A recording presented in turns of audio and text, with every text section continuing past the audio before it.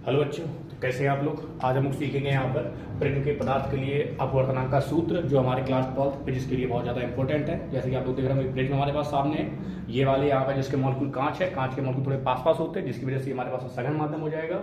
और यहाँ पे हवा है, हवा के मॉलिक्यूल थोड़े दूर दूर होते हैं, इसलिए हमारा विरल माध्यम हो जाएगा। और इधर भी हवा है, तो इधर भी हमारे पास में क्या हो जाएगा, विरल माध्यम हो जाएगा। अगर हमारे पास में कोई प्रिज्म रखा है तो इसके लिए हमारे पास में अपवर्तनांक का कितना सूत्र आता है, ये क्लास 12 फिजिक्स के लिए बहुत इंपॉर्टेंट है, जिसको हम फाइंड करने वाले हैं। चलिए देखते हैं क्या होता है।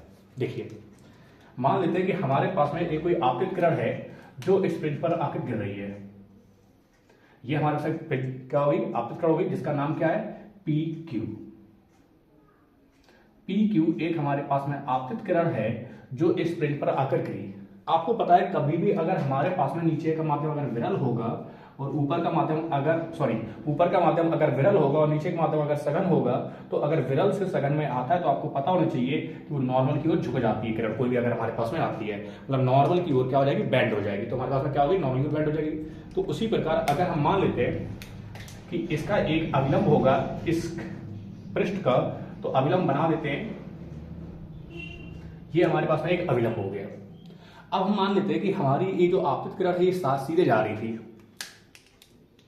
इसको जाना था इस साइड में, लेकिन ये इधर ना जाते हुए ये क्या करेगी, जैसे ही विरल माध्यम सघन माध्यम में जाएगी तो ये करेगी नॉर्मल की ओर झुक जाएगी। और नॉर्मल की ओर झुकेगी तो कैसे हो जाएगी, सीधी, यानी कि इस तरीके का हो जाएगा। मतलब इस लाइन के, ये वाली लाइन का पैरेलल हो जाएगी, समांतर हो जाएगी।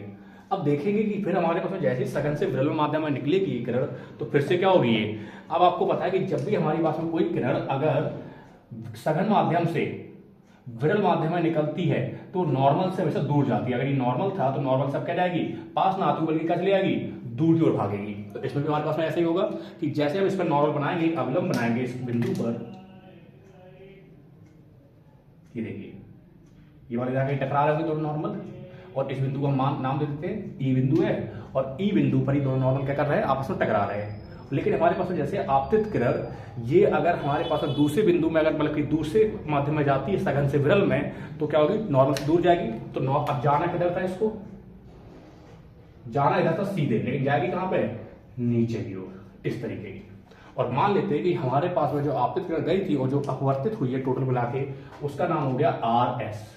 इस बिंदु को देते हैं आर और इस बिंदु को नाम दे देते हैं एस। इस किरण का नाम कह दिया हमने आर एस। पी क्यू किरण थी और पी क्यू किरण हमारे पास में क्या हो गई, ये अपवर्तित हो गई, और अपवर्तित हो गई कुछ विचलित हो गई, इसका नाम क्या रखा मैंने, आर एस। इतना समझ आ गया। चलिए अब आगे देखते हैं। अब हम इस किरण को भी अगर सीधा बढ़ाए ऊपर की ओर, कि हम देखते हैं यहाँ पे कुल कितना विचलन हुआ है इस किरण के द्वारा, तो आप देखेंगे कि यहाँ पे इन दो किरणों के बीच में जो हमारे पास एक इमेजिनरी है, इनके बीच में एक कोण बन रहा है, जिस कोण का नाम देते हैं हम लोग डेल्टा, जो ऐसे दिखाया जाएगा आपको, कि मतलब इसको कहते हैं विचलन कोण। ये जो हमारे पास बना है डेल्टा, इसको कहा जाता है विचलन कोण। बहुत इंपॉर्टेंट टॉपिक है, मतलब लोग पूछ लेते हैं विचलन कोण क्या होता है, तो क्या बताएंगे कोई भी किरण के द्वारा टोटल कितना विचलन होता है, वो हमारा क्या कहलाता है, विचलित कोण के द्वारा प्रदर्शित करते हैं इसको। तो क्या हो गया, विचलन कोण हो गया। चलिए आगे देखते हैं। हमारे पास में ये ई हो गया और ये वाला बिंदु यहाँ मिल रहा है, इस बिंदु को नाम दे देते हैं हम लोग पी क्यू आर। इसको ई हो गया था तो ई एफ दे देते हैं इसको। ये बिंदु हमारे पास में एफ है। इतना समझ आ गया। चलिए आगे देखते हैं। अगर मान लेते हैं कि हमारे पास में कोई अपवर्तित किरण, अब ये हम क्यू को थोड़ा इधर मान लेते हैं, जिससे हमारा क्या हो जाए, इस एंगल को बनाने में थोड़ा आसानी हो जाए। तो हमने थोड़ा क्या कर दिया, क्यू आर को थोड़ा खिसका दिया है। देखिए आगे का, अगर हमको पता है कोई भी आपतित किरण कोई भी लंब के बीच में कोण बनाती है, तो कितना बनाती है, एंगल आई। तो हमारे पास में इस प्रकार से अगर आई होगा तो ये अपवर्तित किरण है और नॉर्मल के बीच में जो एंगल, ये आपतित किरण है, अपवर्तित किरण है, और जो नॉर्मल के बीच में एंगल बनाएगा वो कितना बनाएगा, आर। तो ये हमारे पास में हो गया आर। इसी प्रकार हम मान लेते हैं ये बिंदु हमारे पास में जो एस है उसको इधर कर देते हैं, और हम मान लेते हैं कि यहां पर भी हमारे पास में आई होगा, लेकिन इसका नाम चेंज कर देते हैं और लिख देते हैं आई डैश। ये आई डैश हो गया। तो हमको पता है कि इसके अंदर वाला भी कितना हो जाएगा, आर डैश। जैसे हमारे पास में ये आर डैश, आई डैश। अब आगे देखिए, यहां पे एक चीज को, पॉइंट को विशेष ध्यान दीजिए। देखो, अगर हमको पता है कि अगर हमारे पास में ये किरण सीधे जा रही थी, लेकिन ये लंब ऐसे हमारे पास में आ गया, ये ऊपर डॉट डॉट दिख रहा होगा आपको ऊपर की ओर। अब आपको पता है ये वाला एंगल अगर आई है, ठीक है, तो अगर एक हमारे पास में जो आपतित किरण अगर विचलित होकर थोड़ी सी इधर चली गई तो एंगल कितना आ गया था, आर। ये वाला आर बन गया था। तो आपको पता होना चाहिए ये आई इस पूरे के बराबर होगा। तो अगर हमारे पास में ये आर हो गया इतना वाला, तो ये वाला कितना कहलाएगा, आई माइनस का आर। डन है यहाँ पे। तो हमको पता है ये वाला आई हो जाएगा, और ये आर अगर कम हो गया तो हमारे पास ये कौन सा कोड कहला देगा, आई माइनस का आर। तो इसको लिख देता हूं यहाँ पे, ये वाला जो कोड है वो बन गया आई माइनस का आर। जिस प्रकार से हमारे पास में आई माइनस आर ये बनेगा, उसी प्रकार जब ये आई डैश था और ये आर डैश था, तो ये ऊपर वाला कोड बनेगा हमारे पास में I dash minus R dash. ये रहा, ये वाले दो हमारे पास में कोड होगा जो बहुत ही इंपॉर्टेंट है इसके लिए। अब मैं बढ़ता हूं इसके विचलन के लिए हमारे पास में क्या होता है। आपको पता है अगर ये हमारे पास में एक प्रिज्म था ए बी सी, तो यहाँ पे जो प्रिज्म कोड होता है वो कौन सा होता है, ऊपर वाला। ये वाला जो एंगल ए है ये हमारा क्या कहलाएगा, प्रिज्म कोड कहलाएगा। चलिए देखते हैं अब आगे का। इसके लिए हम डिस्कस करते हैं और देखते हैं सूत्र हमारे पास में कितना आता है। तो हमें पता होगा कि अगर हम क्या करते हैं इस विचलन कोड को निकालते हैं कि विचलन कोड कितना है, तो हमें क्या पता है विचलन कोड से, विचलन कोड आपको पता है विचलन कोड जो हमारे पास में दिख रहा है वो इस तरीके से दिख रहा है, इस त्रिभुज से दिख रहा है, ये वाला रहा और ये आगे की ओर जा रही, ये वाली जा रही। और विचलन कोड हमारे पास में ये वाला रहा, मतलब डेल्टा से प्रदर्शित किया गया है। और हमको पता है ये वाला जो एंगल बना है वो बना है आई माइनस का आर, और बाहर वाला हमारे पास बना है ये वाला आई डैश माइनस का आर डैश। जैसा कि आपको पता है कि हमेशा जो आपका एक बाह्य एंगल किसी भी त्रिभुज का दो अपोजिट एंगल के सम के इक्वल होता है, मतलब कि हमारे पास में दो कोणों के क्या होता है, सम होता है, लेकिन वो एक अपोजिट होना चाहिए, मतलब कि उसके विपरीत होने चाहिए। तो विपरीत कौन कौन से हैं, मतलब हमारे पास में डेल्टा बराबर हो जाएगा कितना, आई माइनस आर और प्लस का I dash minus R dash के, ये वाला हो जाएगा। तो हम क्या करते हैं विचलन कोड निकाल देते हैं। विचलन कोड को हम जो प्रदर्शित कर रहे हैं किससे कर रहे हैं, डेल्टा से। ये हमारे पास डेल्टा हो गया। चलिए देखते हैं। तो हमने यहां पर निकाला डेल्टा बराबर में आ गया आई माइनस का आर प्लस का आई डैश माइनस का आर डैश, ये हमने निकाल लिया यहां पे। आगे मैं सॉल्व करूंगा तो आपको पता है कि हम इसको सॉल्व कर सकते हैं क्या, कि आई को आई डैश को एक साथ कर लेते हैं और आर को आर डैश को एक साथ कर लेते हैं। कैसे हो जाएगा, आई और ये वाला आई हमारे पास इधर आ जाएगा, तो कितना हो जाएगा आई डैश ये वाला, और यहाँ पे माइनस का आर था और यहाँ पे क्या था माइनस का आर डैश था। जैसे हम माइनस इसमें से कॉमन लेंगे तो ये वाला क्या हो जाएगा प्लस हो जाएगा, और हमारे पास में कुछ ऐसा दिखने लगेगा। मतलब क्या हो जाएगा कि जब भी इसमें से ये भी माइनस ये भी माइनस, तो माइनस जैसे कॉमन होगा तो ये वाला आर और ये भी आर डैश किसमें हो जाएगा, प्लस में हो जाएगा, और बाहर क्या आ जाएगा माइनस। उसको मैं सही से लिख देता हूं, आर माइनस का आर डैश था, लेकिन ये क्या हो गया था प्लस हो गया था, क्योंकि मैंने क्या किया इन दोनों में से माइनस कॉमन ले लिया था। जैसे हम दिखा देते हैं कि ये माइनस का आर था और ये माइनस का आर डैश था, जैसे माइनस में दोनों कॉमन है माइनस बाहर हो जाएगा, तो अंदर क्या बचेगा आर और प्लस का आर डैश बचेगा। ये हमारे पास हो, तो मैंने इसको लिख दिया। मेरे पास थोड़ी जगह कम है इसलिए मैं इसकी मतलब कम स्टेप में सॉल्व करना चाह रहा हूँ। तो उसमें कितना आ गया आई प्लस आई डैश माइनस का आर प्लस आर डैश आ गया। इसको मान लेते हैं समीकरण 1 हो गया हमारे पास में, ये समीकरण 1। जैसे मैं इसको निकाल लिया, सबसे पहले आपको स्टेप ध्यान रखना है कि हम सबसे पहले क्या निकालेंगे, विचलन कोड निकालेंगे कि हमारे पास में इस कण के द्वारा कुल कितना विचलन हुआ। तो जो विचलन हुआ हमारे पास में कौन सा कहलाएगा, विचलन कोड कहलाएगा। तो विचलन कोड मैंने सबसे निकाल लिया। अब हम दूसरा पॉइंट ध्यान देंगे चक्री चतुर्भुज में। कौन सा चक्री चतुर्भुज में, ये वाला देखो यहां से इस बिंदु से देखो ध्यान से, ये वाला क्या बन रहा है, चतुर्भुज बन रहा है। अगर चतुर्भुज बन रहा है हमारे पास में, तो हम इस चक्री चतुर्भुज में चलते हैं और देखते हैं कि हमारे पास में चक्री चतुर्भुज के अपोजिट एंगल का जो सम होता है वो कितना होता है, 180 डिग्री में। देख लेते हैं कि हमारा चक्री चतुर्भुज कैसा बन रहा है, ये रहा और नीचे की ओर इधर रहा। ये वाला एंगल आई है, ये वाला ए है और ये क्यू था, ये बिंदु हमने एस ले रखा है। ठीक है, ये हमारे पास हो गया। अब आपको पता है कि हमेशा अपोजिट कोण किसी भी चक्री चतुर्भुज के वो कितना होता है, मतलब इस वाले कोण का और इस वाले कोण का सम कितना होगा, 180 डिग्री। क्योंकि हमेशा चक्री चतुर्भुज में एक खास बात होती है कि अपोजिट एंगल का सम ऑलवेज इक्वल टू 180 डिग्री। तो हमारे इसमें एंगल का सम कितना आ गया, 180 डिग्री आ गया। चलो देख लेते हैं, तो उसको लिख देते हैं थोड़ा सा।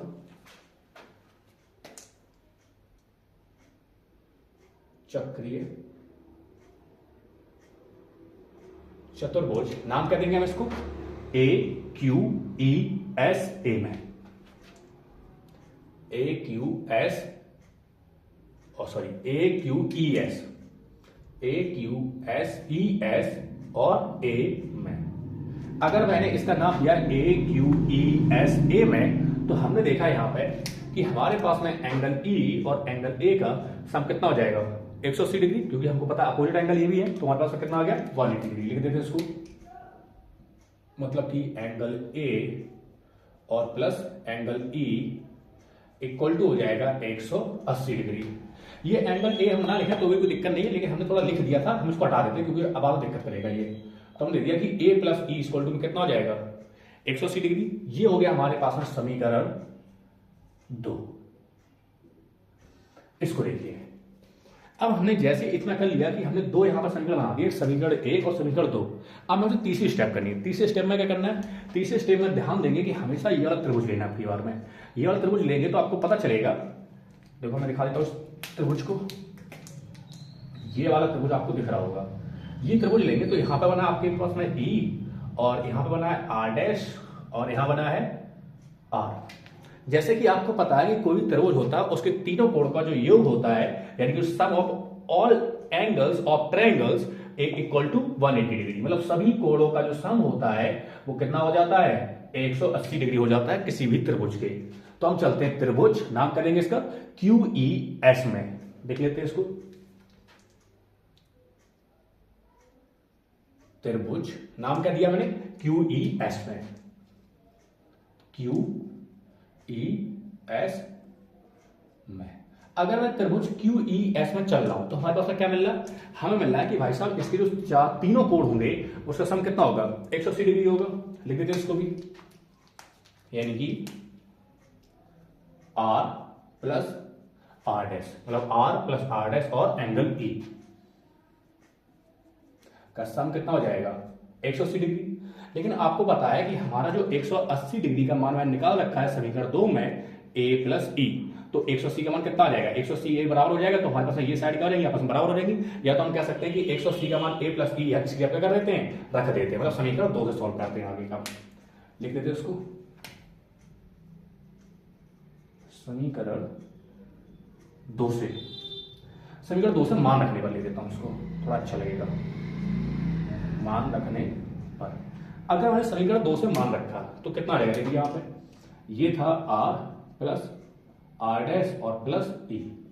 180 का मान कितना है a प्लस ई, तो यहां पे आ गया a प्लस ई के डन। यहां पे अब देखा हमारे पास में r प्लस आर डैश और प्लस ई, और यहाँ पे a प्लस ई, जिसको आपको पता है कि यहाँ भी प्लस ई है और यहाँ भी प्लस ई है और दोनों इक्वल में हैं, तो आपको पता होना चाहिए दोनों कट जाते हैं। अगर ना पता हो तो क्या कर सकते हैं कि इस वाले को इधर ले जाएंगे तो ये प्लस में है, और इक्वल के इधर जाएगा तो किसमें हो जाएगा माइनस में, तो एक प्लस में और ये जाएगा इधर माइनस में, तो दोनों क्या हो जाएंगे कट जाएंगे, क्योंकि एक प्लस में माइनस कट जाता है तो कट जाता है। वैल्यू कितनी बची हमारे पास में r प्लस आर डैश बराबर में a, और इसको मान लेते समीकरण हमारे पास में ये हो गया 3। हमने यहां पर 3 समीकरण बना दिए, समीकरण 1, 2 और समीकरण 3। अब मैं इसकी सॉल्व की चलता हूं, मतलब सॉल्यूशन की ओर बढ़ता हूं आगे।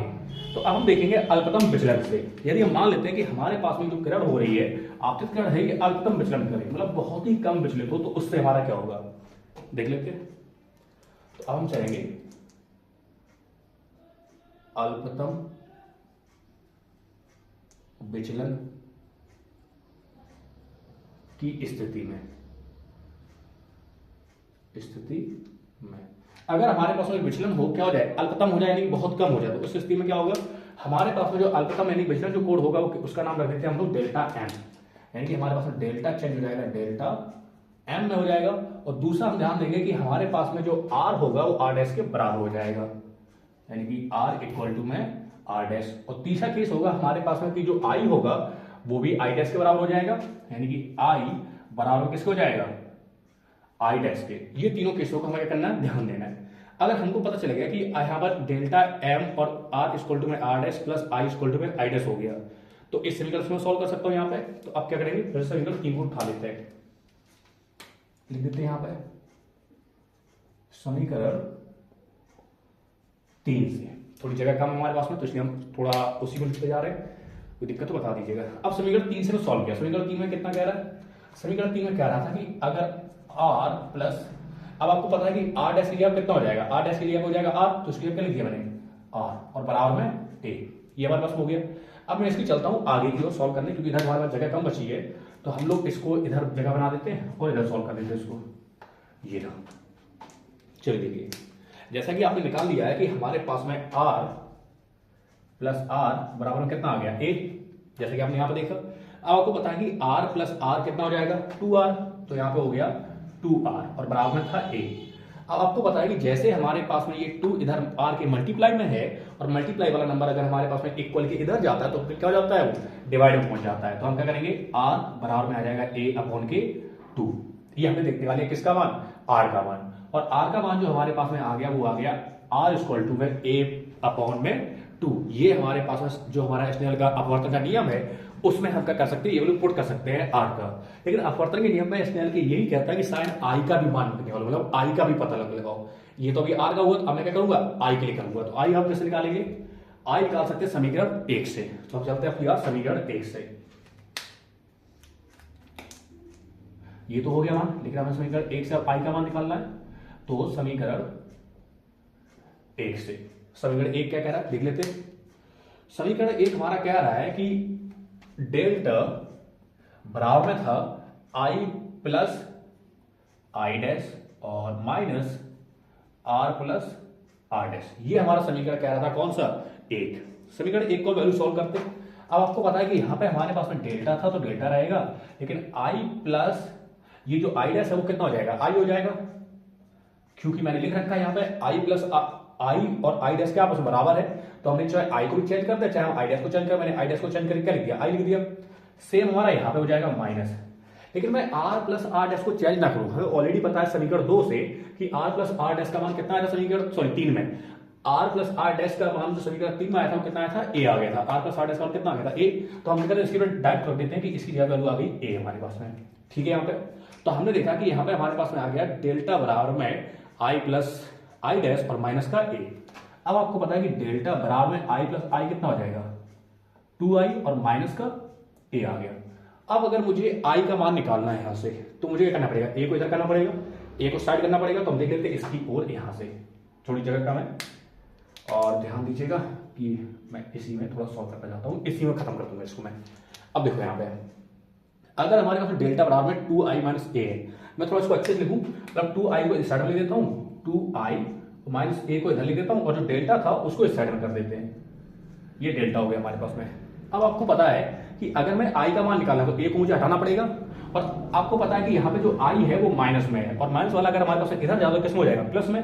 तो हमारे पास में यहाँ पे हो गया 2i बराबर में डेल्टा, और यहाँ पे हमारे पास में जो a था वो माइनस का उधर गया, किसमें हो जाएगा, प्लस में, यानी कि प्लस का a हो गया। अब हमने देखा कि हमारे पास में ये 2i बराबर में हो गया डेल्टा और प्लस का a। लेकिन आप लोग एक बात और ध्यान दीजिए कि हमने डेल्टा को चेंज किया था। डेल्टा क्या चेंज किया था कि डेल्टा बराबर डेल्टा m रखा था, तो हम डेल्टा की जगह m ले सकते हैं, थोड़ा अच्छा लगेगा, delta m delta m delta m।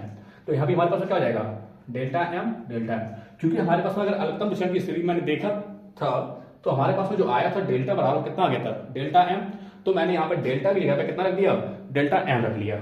अब मुझे पता i का मान निकालना था, i लेकिन 2 किसमें है, 2 मल्टीप्लाई में, और मुझे पता है कि 2 को भी हटाना पड़ेगा क्योंकि मुझे सिर्फ i का मान चाहिए ना कि 2i का। तो मुझे अगर 2 को हटाना पड़ेगा तो 2i के किसमें, डिवाइड में, सॉरी जो 2 है वो i के मल्टीप्लाई में, और मल्टीप्लाई वाला नंबर हमारे किस में जाएगा, डिवाइड में। तो i बराबर में हमारे पास वैल्यू आ जाएगी delta m plus a upon का 2। तो जैसा कि हमने यहाँ पर देखा कि हमारे पास में जो i का भी मान आ गया यहाँ पे और r का भी मान आ गया था। r का मान कहाँ गया, ये रहा।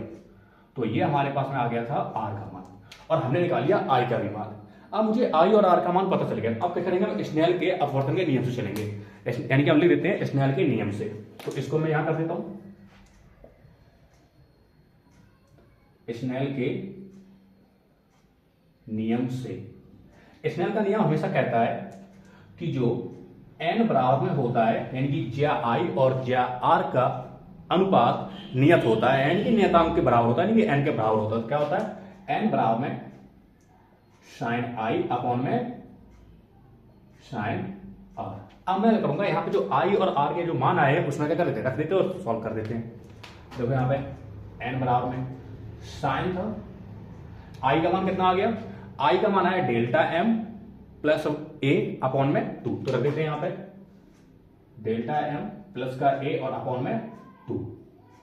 ये तो हमारे पास में i का मान आ गया। लेकिन हमें पता होगा कि यहाँ पे जो r का भी मान आया तो r का भी मान रख देते हैं साइन r में। तो इसको लिखेंगे साइन, और आर का मान कितना आ गया, आर का मान आया था a अपॉन 2, तो इस आर की जगह पे कितना हो जाएगा, a अपॉन में 2 हो गया।